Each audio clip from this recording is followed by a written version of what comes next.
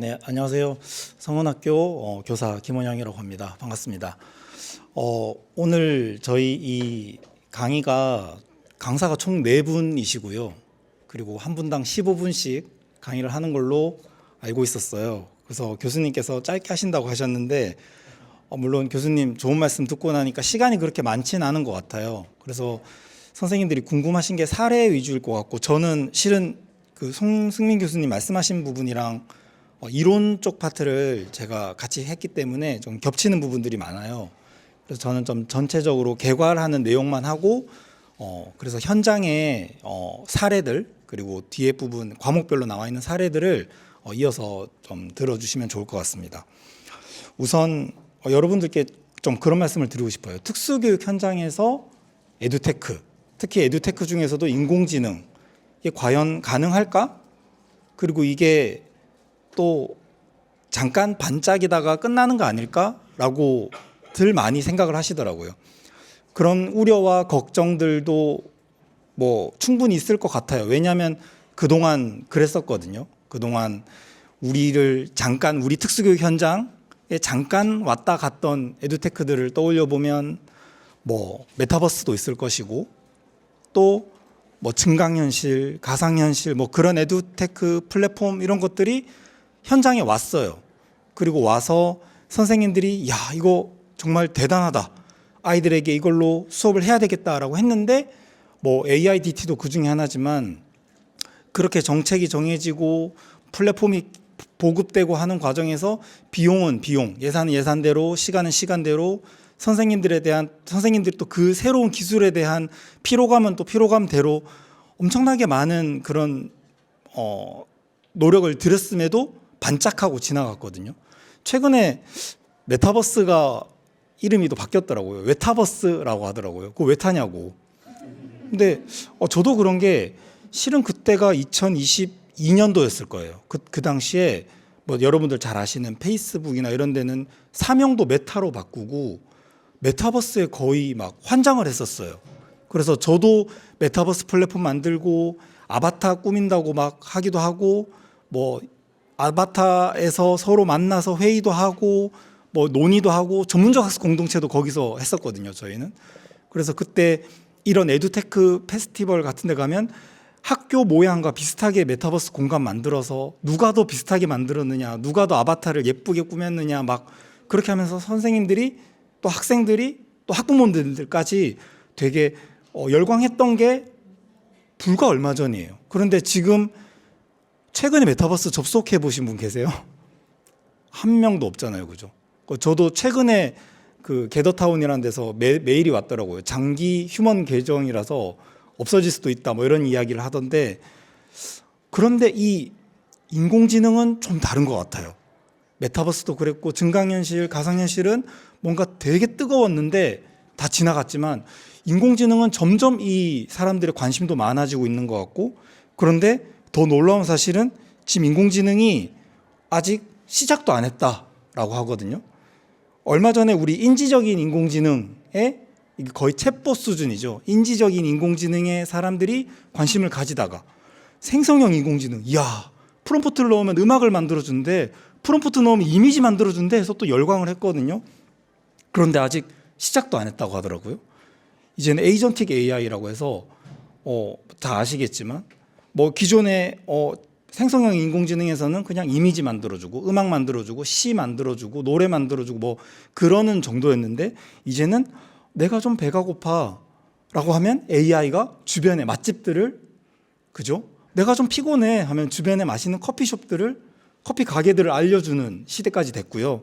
더 나아가서 이제는 뭐 현 정부에서 되게 밀고 있더라고요. 피지컬 AI까지 가면 내가 좀 배가 고파?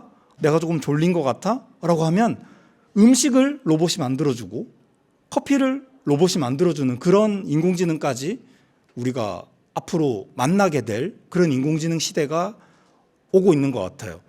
특수교육 현장에서 인공지능 하면은 특수교사 대부분이 그런 걱정을 해요. 이거 우리 아이들 직장 다 뺏어가는 거 아니야? 인공지능이 단순 노동, 뭐 서빙, 바리스타, 제과제빵 이런 거 다 가져가면 우리 아이들은 나중에 진로 직업을 어떻게 찾아가지? 라는 걱정도 많이 하는데, 또 한편으로는 이걸 잘 활용하게 된다면 오히려 기초 학습이나 뭐 인지적인 부분에 어려움 있는 아이들이 더 윤택한 삶을 살 수 있는데 큰 지원자가 되지 않을까라는 생각도 들어요. 자, 지금 이제 실질적으로 교실 속 AI에 대해서 특수교육 그 세부 과목으로 들어가기 전에 이거를 말씀드리면 너무 길어지니까 짧게 말씀드리면 처음이 아니에요. 이 에듀테크라는 것을 교육 현장에 가지고 왔던 것은 아주 오래전부터 시도가 있어 왔고요. 뭐 정착기도 지나서 발전기도 지나서 이제는 굉장히 현장에서 앞서 교수님 말씀하셨지만 예전에는 이걸 왜 하지? 라고 했던 것들이 이제는 이걸 왜 안 하지? 라는 수준까지 간 것 같고, 저도 여기 앞에 계시지만 대학 강의를 가면 예전에는 인쇄본이 많았고 한두 분이 노트북을 들고 있거나 태블릿 PC를 들고 있었는데 이제는 페이퍼가 거의 없는 그런 현장까지 된 것 같아요. 대학이나 뭐 특수학교까지도 그렇게 되고 있는 것 같습니다. 예전에 이거 뭔지 아세요? 이거 아시는 분들 잘 없을 텐데, 요즘에 젊은 선생님들한테 궤도라고 하면은 뭐 유튜버를 많이 떠올리시더라고요. 이거 궤도라고 하는 건데 여기다가 뭔가 그림이나 또는 뭐 수식이나 뭐 그런 것들을 이렇게 설명하는 자료로 썼거든요. 이것도 어떻게 보면 처음에는 야, 저 교사가 저거를 굳이 해야 되나?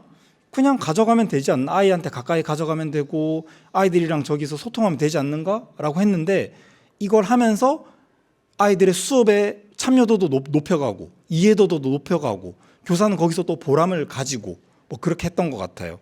그래서 최근에 되면서 이렇게 많은 에듀테크 기기들도 오게 됐고, 또 여기 보시다시피 그 코로나 팬데믹을 거치면서 에듀테크가 이제는 거의 교육 현장에서 필수 불가결한 그런 요소가 되어가고 있는 것 같아요. 저도 현장에서 아이들이랑 수업을 막 하면서 이런 다양한 에듀테크를 쓰는데 특히 성운학교는 이렇게 전자칠판 같은 거를 쓰면서 그런 걱정이 많아요. 아이들이 이거를 쓰는 거에 대해서 과연 이걸 학교 교실 이 수업에서만 쓰는 것이 아니라 현장에 나가서도 써야 되는데, 제가 말씀드린 현장은 가정이나 또는 지역사회나 나중에 더 나아가 전 중등이라서 그런데 직업 현장에 나가서도 이런 부분들을 잘 써야 될 텐데 라는 걱정도 많고, 또 아이들이 무분별하게 이런 기술들을 만나면서 또 본의 아니게 아이들이 또 범죄에 노출되는 경우도 많잖아요. 그런데 현장에서는 이에 대한 뭔가 그런 제동이나 이에 대한 제도가 너무 좀 부족한 게 현실인 것 같아요. 그래서 아이들이 이런 기술들을 만날 때 선생님들이 보다 전문성을 가지고, 물론 과목에 대한 전문성도 있어야 되겠지만 아이들이 이런 디지털 리터러시 부분에서도 아이들이 이런 뭔가 기술을 만질 때, 기술을 만날 때 이걸 어떻게 활용해야 되고 어디까지는 가능은 하지만 이걸 넘어가게 되면 다른 사람들에게 피해를 줄 수도 있고, 또 학교를 졸업하고 성인이 되었을 때는 이게 범죄로 될 수도 있다는 것도 충분히 아이들에게 지도가 다양한 교과목을 통해서든 아니면 일상생활 지도를 통해서든 이루어져야 되지 않을까라는 걱정이 많이 있습니다. 이제 세부 과목들 보실 텐데, 또 이게 저도 교수님이랑 또 여러 선생님들이랑 이 책을 보면서 그런 생각이 들었어요. 책이라는 게 어쨌든 이렇게 출판이 되고 나면 정형적인 뭔가 결과물이 나온 건데 시대가 지나면 어떻게 될까? 여기서 뭐 예를 들어서 제한점이라고 제시를 했던 것들, 여기서 장점이라고 제시했던 것들이 뭐 당장, 그죠? 요즘에 시기가 더 짧아진 것 같아요. 내년도 아니라 당장 다음 달, 당장 다음 주가 됐을 때 그 제한점이 극복되었을 수도 있고, 장점이라고 말했던 것들이 당장 내일 뭐 조만간 또 뭔가 안 좋은 방향으로 활용될 수도 있을 것 같아서 그런 우려와 걱정이 있어요. 그래서 저도 이제 요 말씀만 말씀드리고 마치는데, 선생님들의 관심과 역량이 저는 에듀테크에서 제일 중요한 것 같다라는 생각이 들어요. 최근에 제가 성남지원청이랑 그 경기도 용인지원청에 선생님들 에듀테크 연수를 갔는데 이상하게 어디서 봤던 분들이 앞자리에 계속 계신 거예요. 그래서 너무 죄송하지만 너무 궁금해서 선생님 저 어디서 보지 않았나요? 했더니 지난달에 연수해서 봤잖아요 하시더라고요.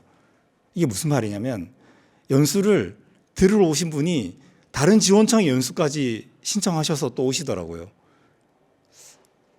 무슨 말이냐면 안 들어도 되는 분들은 계속 연수를 오시더라고요.